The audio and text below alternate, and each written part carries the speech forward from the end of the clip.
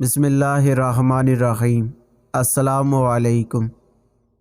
حضرت سیدنا انس رضی اللہ تعالیٰ عنہ سے مروی ہے کہ حضور نبی کریم صلی اللہ علیہ وآلہ وسلم نے نماز فجر کے متعلق ارشاد فرمایا، جس نے اچھی طرح وضو کیا پھر اس مسجد کی جانب چلا جس میں نماز پڑھی جاتی ہے تو ہر قدم کے بدلے اسے ایک نیکی ملتی ہے اور ایک گناہ مٹا دیا جاتا ہے، جبکہ نیکی کا اجر 10 گنا ہوتا ہے۔ اور جب وہ نماز ادا کر کے طلوع آفتاب کے وقت واپس لوٹتا ہے تو اس کے جسم پر موجود ہر بال کے عوض ایک نیکی لکھی جاتی ہے اور وہ ایک مبرور حج کا ثواب پا کر لوٹتا ہے۔